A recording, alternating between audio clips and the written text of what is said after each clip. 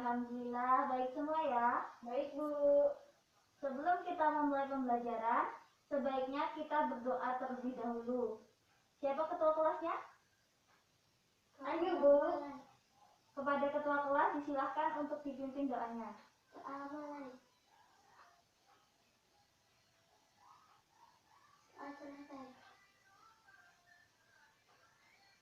Selanjutnya kita absen terlebih dahulu ya anak-anak. Iya, Bu. Ayu Fira Maulida, Adira. Cynthia Bella. Hadir, Bu. Alhamdulillah hadir semua ya. Iya, Bu. Pada rajin ya. Ya. Ibu harap kalian tidak hanya rajin memasuki pembelajaran, tapi kalian juga harus fokus untuk mengikuti pembelajaran. Karena jika kalau kalian fokus, maka pembelajaran pada pagi hari ini akan mudah kalian pahami. Baik, Bu. Nah, sebelum memasuki lebih lanjut, di sini Ibu akan membacakan tujuan pembelajaran pada pagi hari ini. Yang pertama, menjelaskan pengertian dari tradisi Islam di Sunda dengan benar. Yang kedua, memahami penjelasan mengenai tradisi Islam yang terdapat di Sunda. Yang ketiga, menjelaskan macam-macam tradisi Islam yang terdapat di Sunda. Dan yang keempat adalah memberikan pemahaman pada siswa agar dapat saling menghargai tradisi Islam masing-masing daerah. Apakah ada yang tahu apa judul pembelajaran kita pada pagi hari ini? Tradisi Islam di Sunda. Ya, betul sekali Ayu. Kita pada pagi hari ini akan belajar tentang tradisi Islami di Sunda.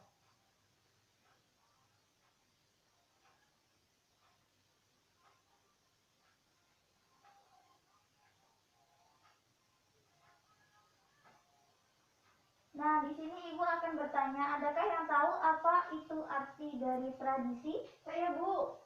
Ya, Adat istiadat. betul sekali. Tradisi adalah adat istiadat. Yang lebih tepatnya adalah adat istiadat yang diturunkan dari leluhur kepada masyarakat setempat yang masih dihargai serta dihormati. Nah, jadi tradisi Islami di Sunda adalah adat istiadat yang diturunkan dari leluhur kepada masyarakat setempat yang masih dihargai serta dihormati. Kemudian kita di sini akan belajar tentang macam-macam tradisi Islami yang ada di Sunda.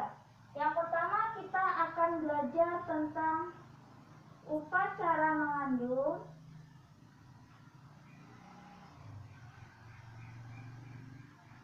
7 bulan atau tingkeban.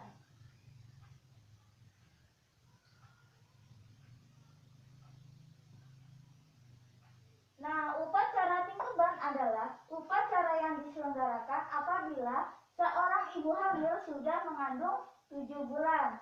Adapun tujuan atau maksud dari upacara tingkeban ini adalah agar bayi yang ada dalam kandungan serta ibu yang sedang mengandung dapat melahirkan dengan selamat.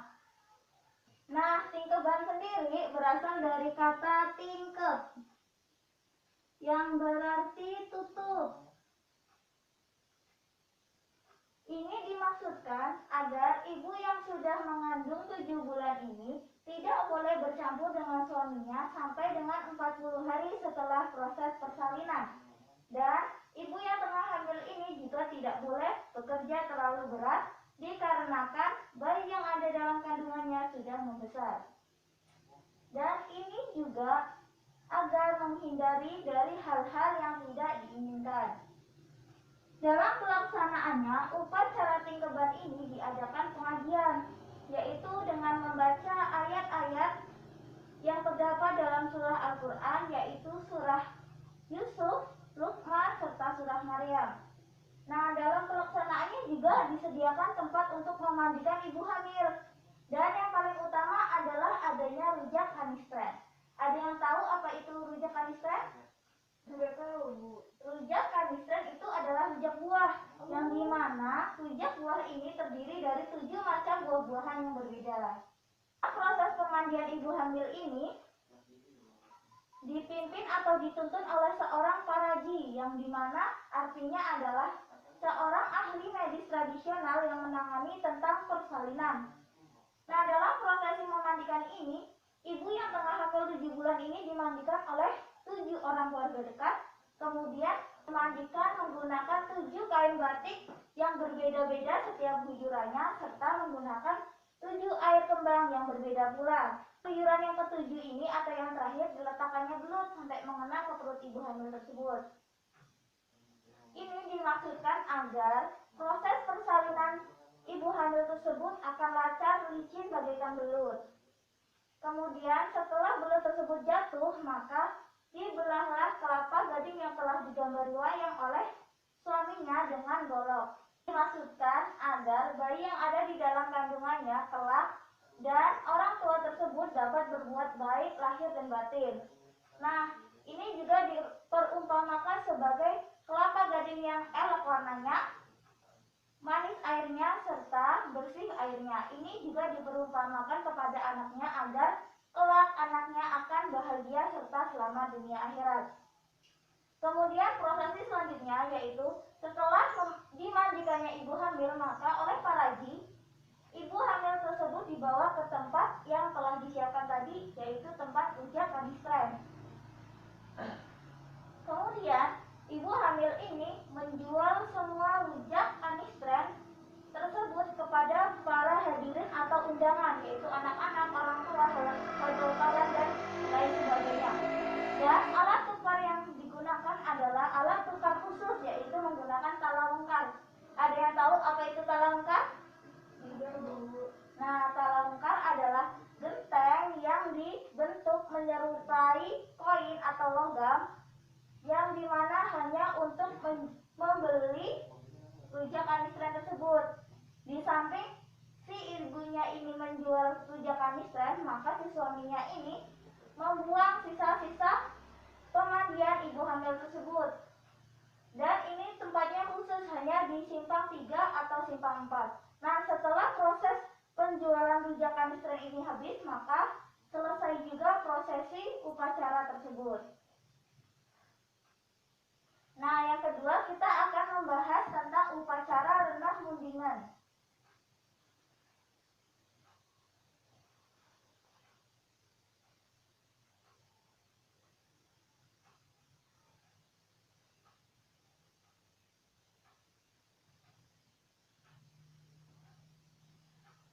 Upacara renah mundingan ini diselenggarakan apabila seorang wanita sudah hamil 9 bulan, bahkan ada yang lebih dari 9 bulan, bahkan ada yang sampai 12 bulan.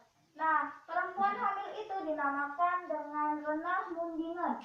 Kenapa demikian? Karena seperti munding. Ada yang tahu itu apa munding? Nggak tahu, Bu. Munding adalah kerbau hamil.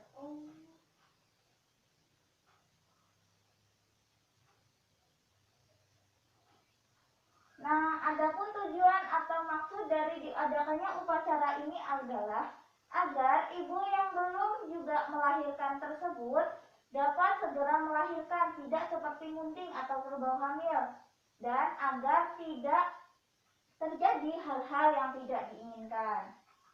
Nah, dalam proses pelaksanaannya, ibu yang tengah hamil tersebut dikalungi oleh kolotok. Ada yang tahu kolotok? Nggak tahu. Kolotok. Nah, kolotok adalah alat bunyi yang biasanya dikalungkan di leher ternak, yang biasanya itu sebagai petanda di mana hewan ternak itu berada. Nah, dalam upacara ini dipimpin oleh seorang indung berurang, yaitu ahli medis yang menangani khusus anak dan ibu hamil. Nah, dalam pelaksanaannya juga, ibu hamil itu harus mengelilingi kandang kerbau. Jika tidak ada kandang kerbau, cukup mengelilingi rumah sebanyak 7 kali. Yang dimana wanita itu harus menirukan suara kerbau, bahkan bertingkah seperti kerbau. Dan kemudian diiringi oleh anak-anak yang membawa cambuk. Dan tidak lupa juga diiringi dengan pembacaan doa selamat. agar bayi yang ada dalam kandungan tersebut segera dilahirkan.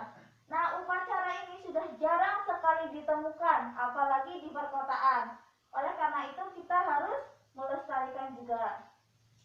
Kemudian yang ketiga, kita akan membahas tentang upacara gusaran.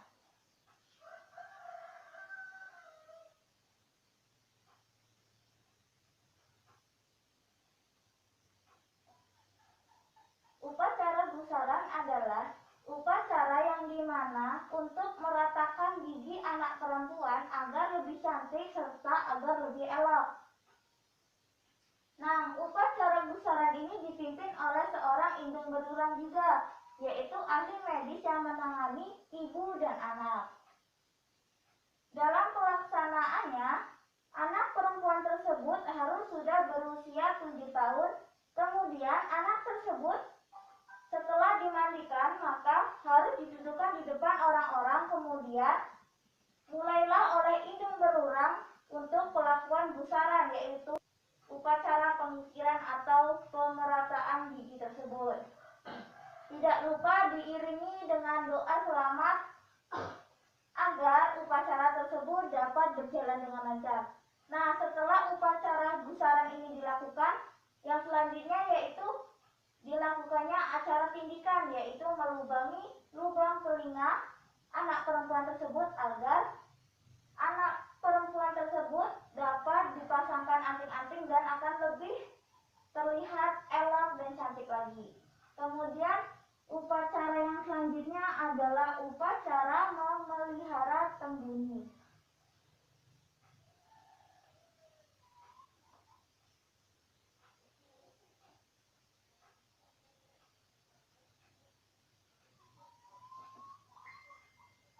Tembuni atau plasenta adalah dianggap sebagai saudara bayi. Oleh karena itu, dalam pelaksanaannya penguburan serta penghanyutannya ke sungai harus mengadakan upacara adat.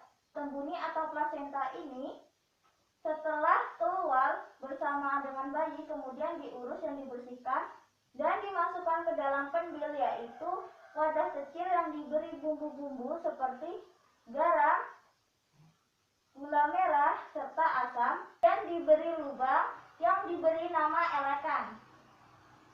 Nah, kemudian dalam proses penguburannya juga diadakannya doa selamat dan doa hadiah tawasulan kepada Syekh Abdul Qadir Jailani dan ahli kubur. Serta dalam upacara penghanyutannya ke sungai juga harus sesuai dengan upacara adat. Dalam penguburannya plasenta atau tembuni ini, di sekeliling kuburan tersebut harus adanya cempor atau pelita untuk menerangi sampai pusat bayi lepas dari perutnya. Nah, kemudian upacara yang selanjutnya yang akan kita pelajari adalah upacara sepitan atau sunatan.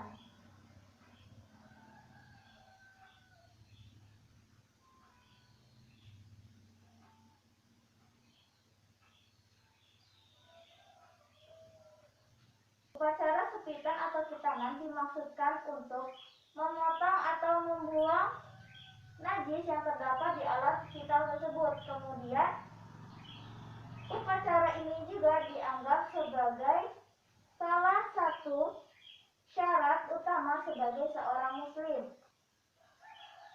Nah, pada anak perempuan, upacara sepitan atau sunatan ini dilakukan pada saat anak perempuan tersebut masih bayi atau baru dilahirkan, dikarenakan agar tidak malu. Sedangkan pada anak laki-laki dilakukan pada usia 6 tahun.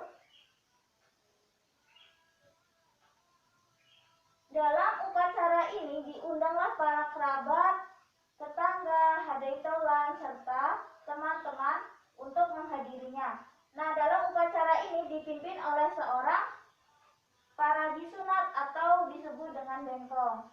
Nah, dalam pelaksanaannya terdapat juga ada yang memegang ayam untuk disembelih, ada yang memegang petasan untuk disulut, serta ada yang memegang rebana untuk ditabuhkan.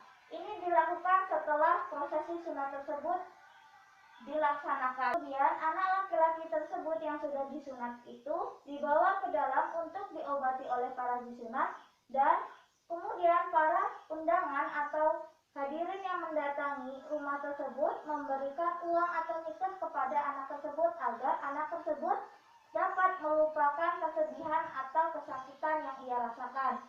Kemudian selanjutnya kita akan membahas tentang cucurak.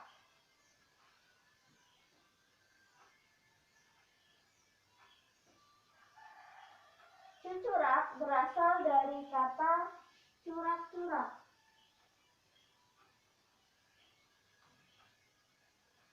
yang artinya suka-suka atau kesenangan.